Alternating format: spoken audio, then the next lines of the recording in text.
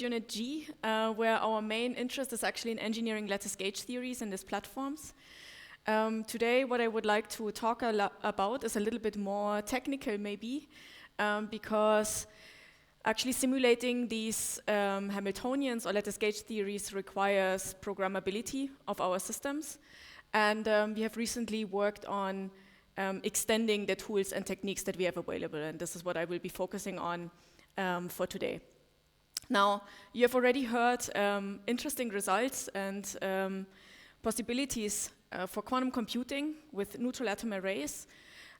Here, I will also talk about neutral atom arrays, but in a different context, in the context of quantum simulation. And as you can see here already on this picture, in this case, the distances between neighboring atoms are very short.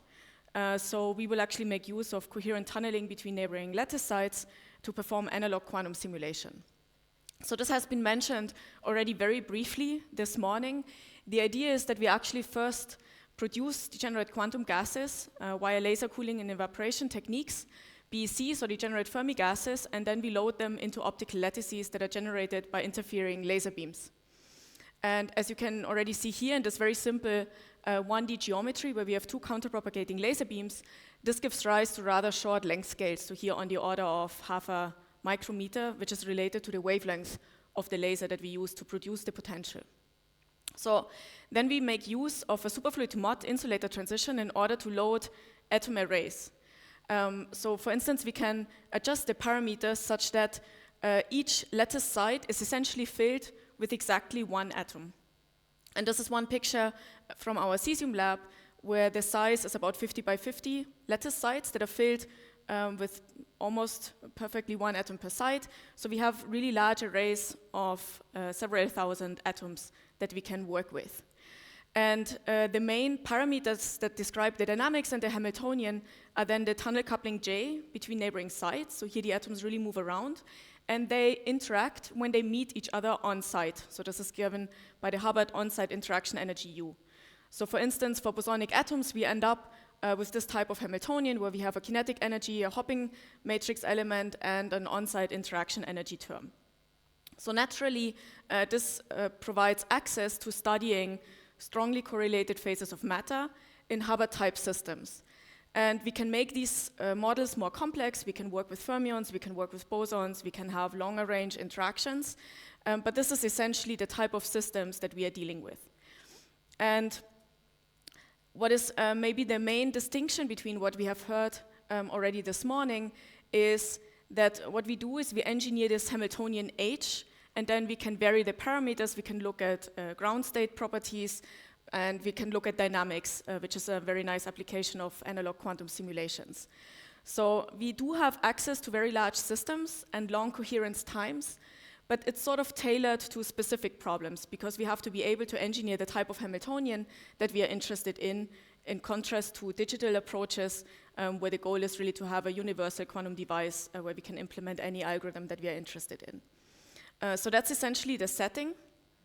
And I would like to give you maybe two application examples very briefly of the type of physics that we can access, but mostly focus on the techniques.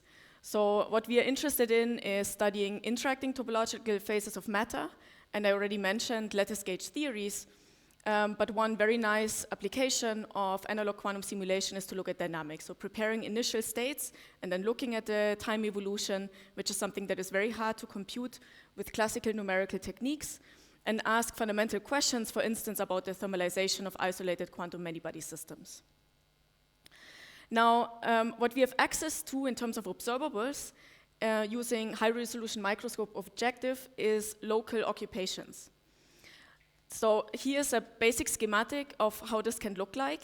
In our experiment, we work with a glass cell, so this is our final science cell, and we prepare these arrays in a single node of a vertical lattice. And in 2D, we have the square lattice structure that you have already seen on the previous slide. So now in this two-dimensional lattice, we can implement different types of Hamiltonians, look at dynamics, and then we want to image the atoms. So for that, we actually make the lattice very deep. We freeze the density distribution, and then shine in near-resonant laser beams in order to scatter many photons from these atoms. And those photons, fluorescence photons, are then collected with a high NA objective. And the idea is to tune the parameters of these laser beams such that we have scattering and cooling at the same time, such the atoms do not get lost during this imaging. And then we get snapshots like this. So here you see individual atoms that appear on our CMOS chip or CCD chip. And in this case, it's an individual cesium atom, and each one of them scatters a few thousand photons. So what happens is that after the quantum simulation that we perform in the lab, we freeze the distribution, take a snapshot, and this collapses the many-body wave function onto local occupations. So if we want to evaluate observables, we take many of these snapshots, and we can evaluate local occupations just by computing the mean.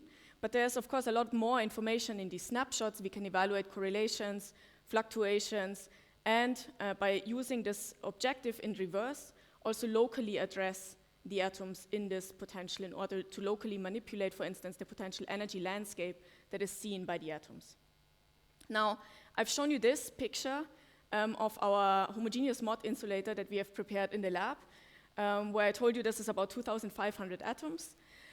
What is also important for our experiments is to have large energy scales in order to be less susceptible to technical heating.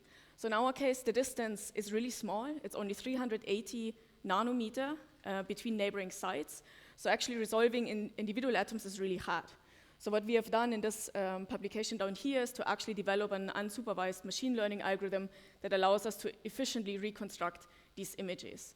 So what we do is there's a convolutional neural network where we feed in our raw fluorescence images, and this allows us, so the network essentially learns the point spread function of the imaging system, and then this allows us to reconstruct these images efficiently. All right, so now there are many different choices of atoms, and by now there are many quantum gas microscopes out there.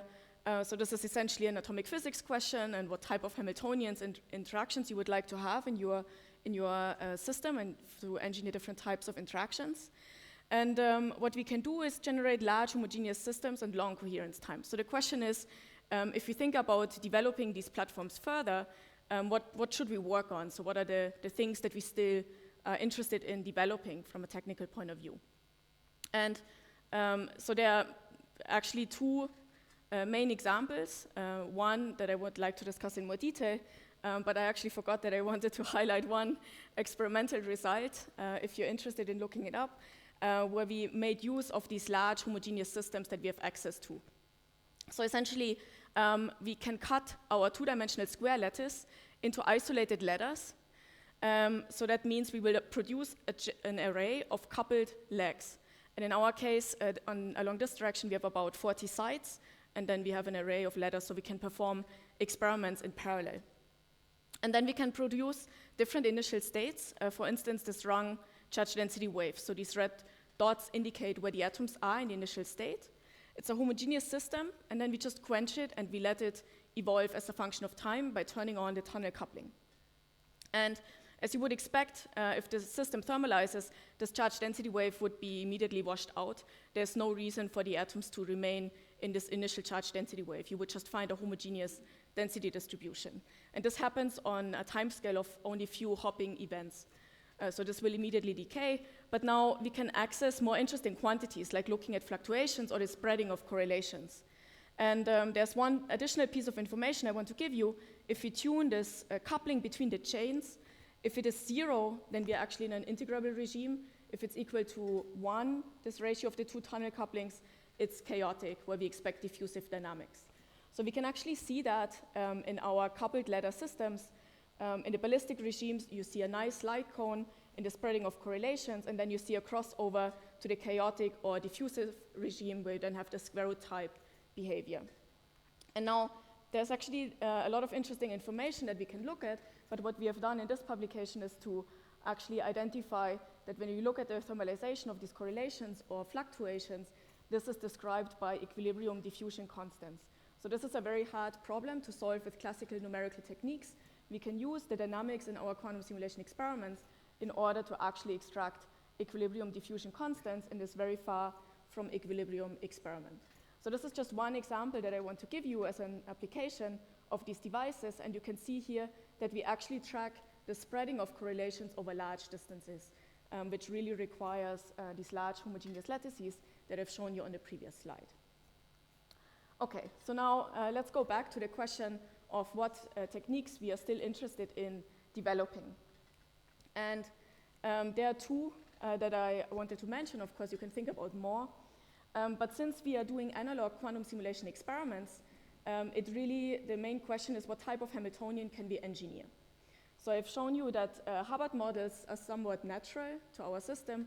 If we want to implement lattice gauge theories, this is more complicated and requires additional techniques.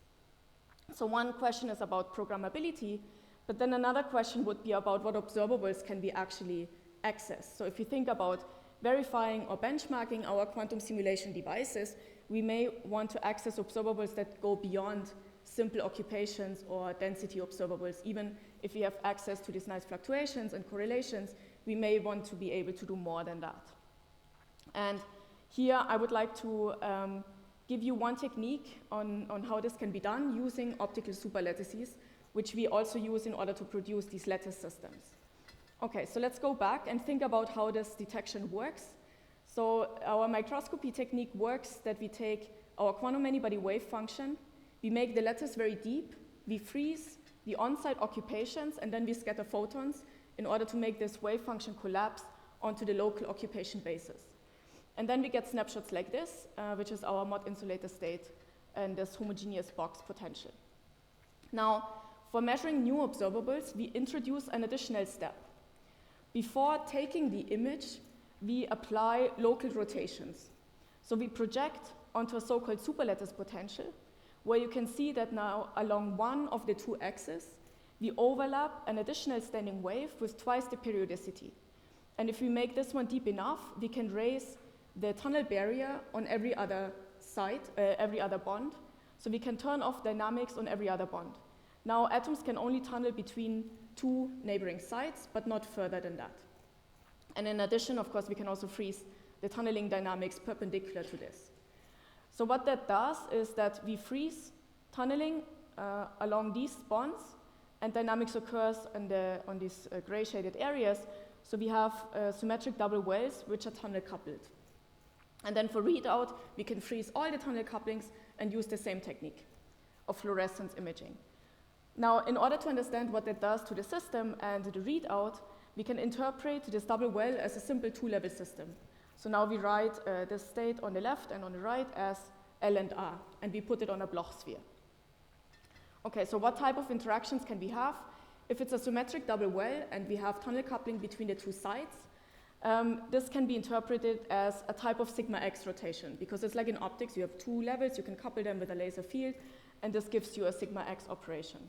Now, if we apply a tilt, this is like a sigma z operation, because now we have a potential energy difference between the two sides.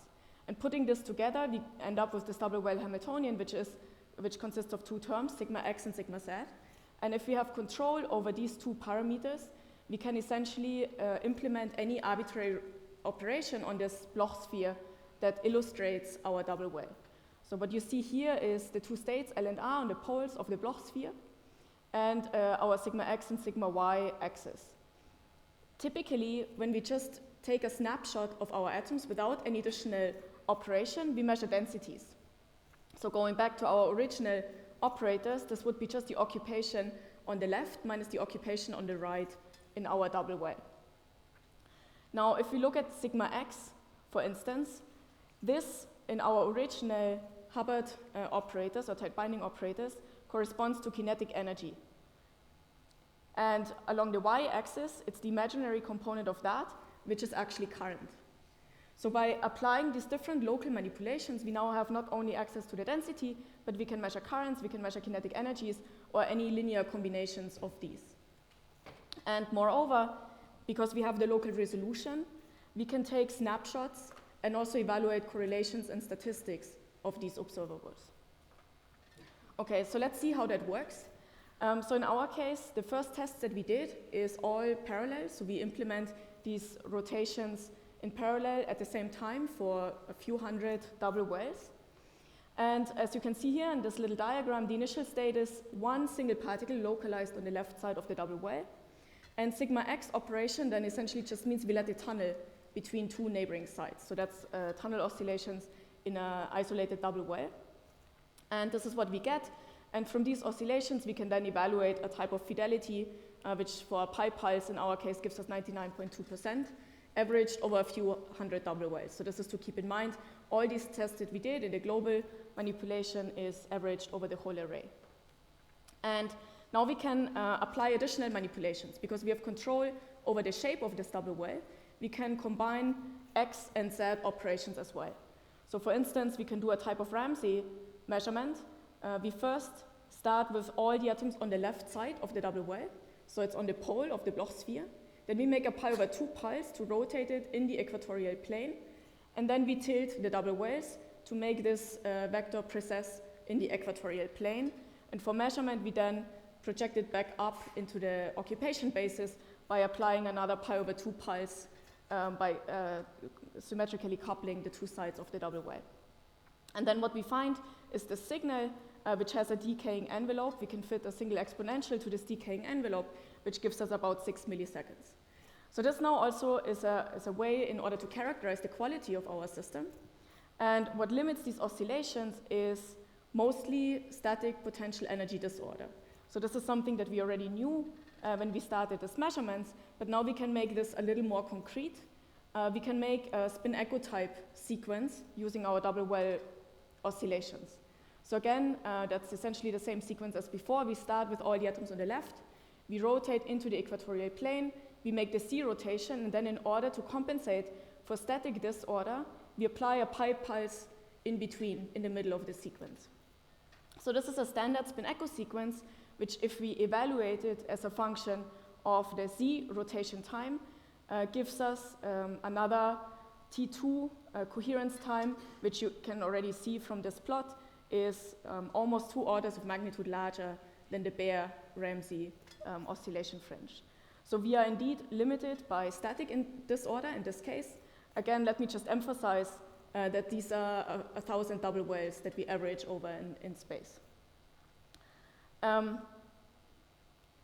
Now, the residual decay, actually we also try to quantify a little bit, is a slow variation of a fringe pattern that we have in our lattice, which changes on the order of only a few hertz in amplitude. Okay, so these are parallel operations which we could also use in order to perform some type of state tomography protocols. And we have done that just as a test in our system. So for that, we wanted to prepare different types of initial states. So what we can do now is, again, we start with all the atoms on the left side. We make a pi/2 pulse, and then we prepare Bloch states that point along different angles in the equatorial plane. And then we can read out all of these different observables. So we can measure the expectation value of sigma x, sigma y, and sigma z, which in the kinetic language would be density current and kinetic energy.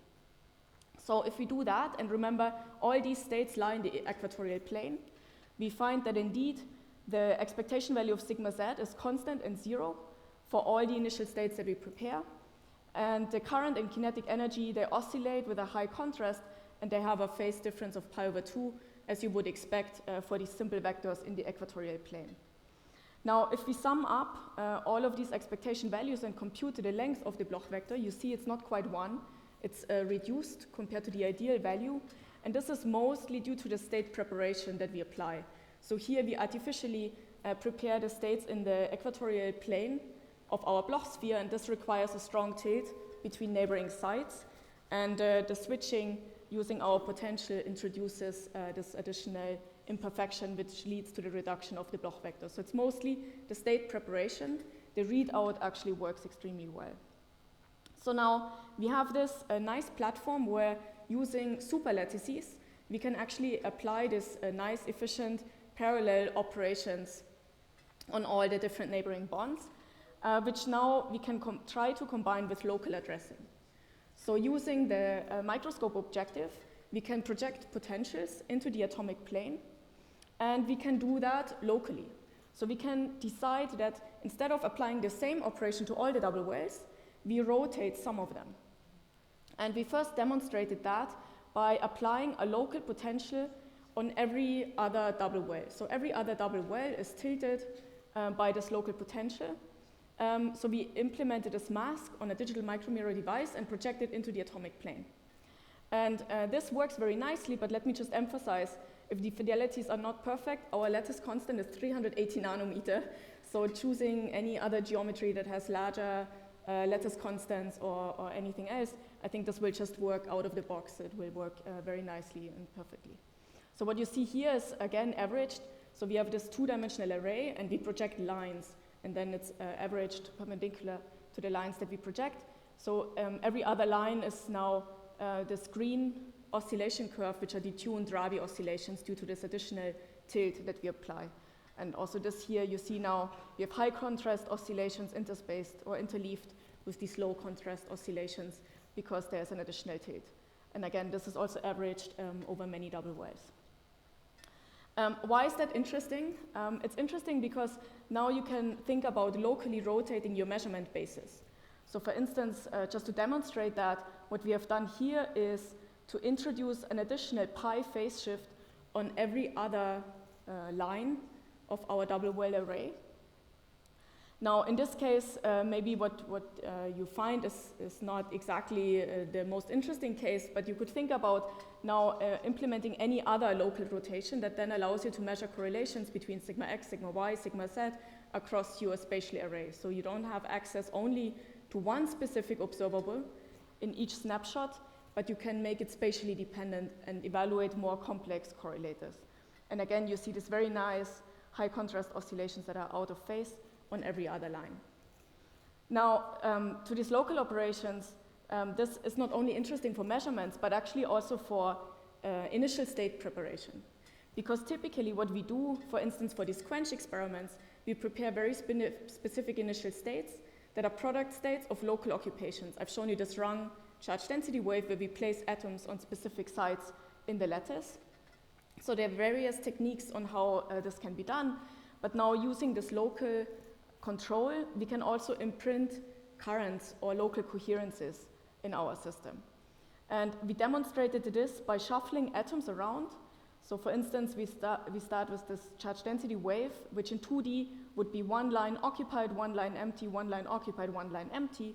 And then we apply a mask in order to locally move the atoms around to different sites in order to, for instance, generate this 4x2 type of checkerboard pattern. So this is a single snapshot. This is reconstructed and averaged.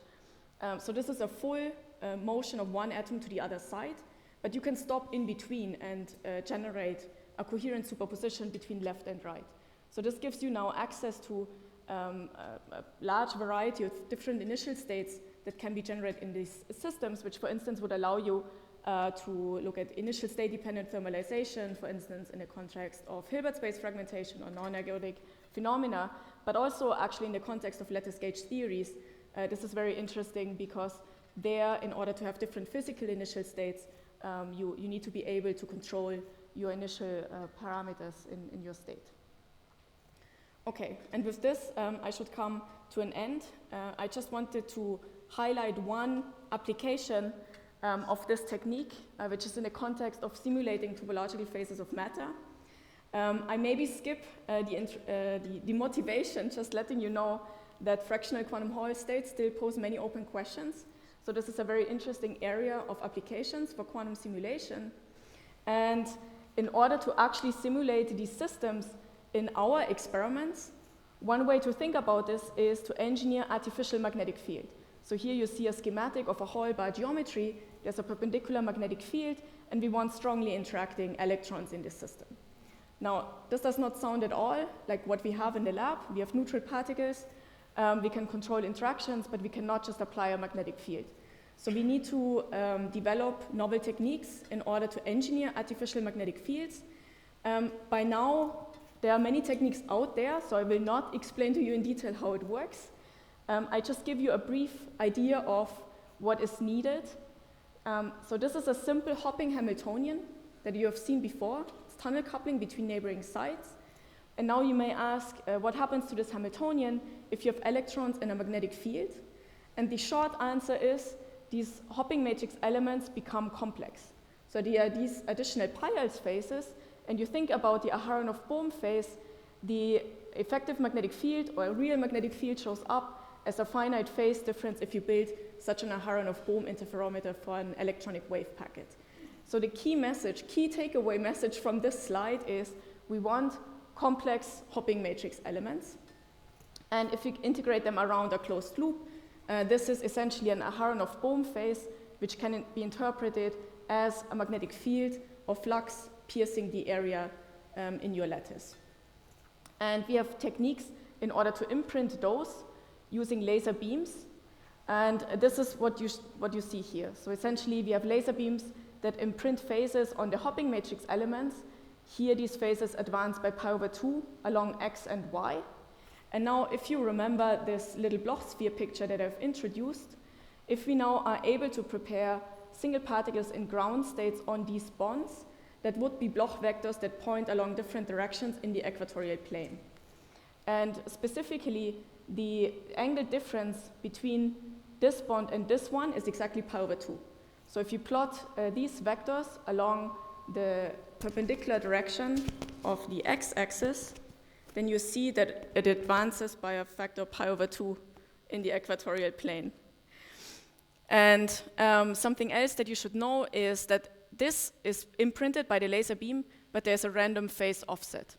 So if we now actually go ahead, prepare these ground states and measure them, the mean current is actually 0 because of this random offset. We have a very well-defined spatial dependence, but it's completely arbitrary from shot to shot.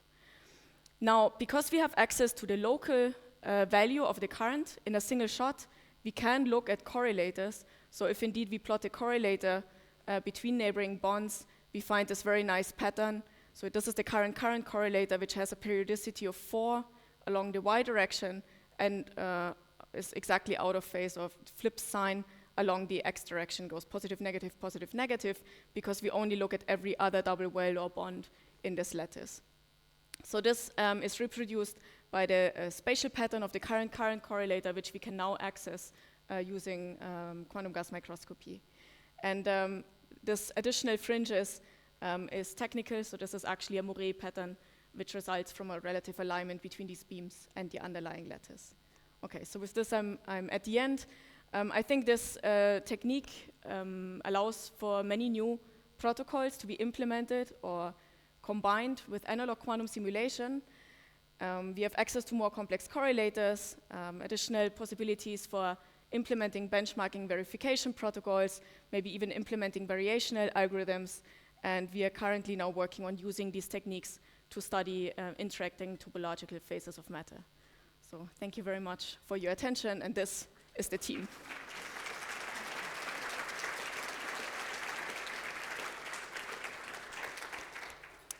Thank you for the very nice talk. We have now time for questions.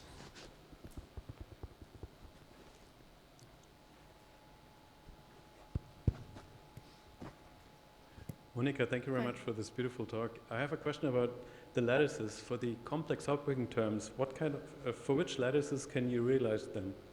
Is it just for the square lattice or for the hexagonal lattice, or is it arbitrary? And also, I guess a two-dimensional electron gas doesn't always have a square lattice. Yeah, so that's correct. That's a good question. So we have done it for square lattices. There are different techniques that work for different topologies of lattices. We have also techniques to do that in a honeycomb, for instance, to realize Haldane models. It always needs to be adapted for the type of topology of the lattice one has. But in principle, it can be done for other topologies as well.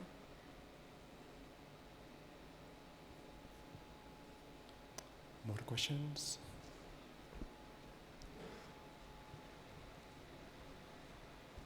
Hi, thank you for the talk. Experimentally, is it easier to, for applying the tilt, is it easier to pull down one of the wells, or is it easier to push up one of the wells, or does it not matter? So for the global manipulation of all the double wells, it actually doesn't matter, because the tilt is introduced by a relative shift between the two standing waves. So you just displace them in space, and that tilts the double wells. For projecting the potential locally, it depends on what you have available in terms of laser wavelengths, if it's a repulsive or attractive potential. Typically, for the shorter wavelengths, it's mostly repulsive. It depends a little bit on the atom that one is working with, but they're mostly, repulsive is easier, but it also doesn't really matter if you apply it on the left or on the right side, right? Because it's just a shift in space. So this actually doesn't really matter. Okay, thank you. Any last question? If not, let's thank Monika again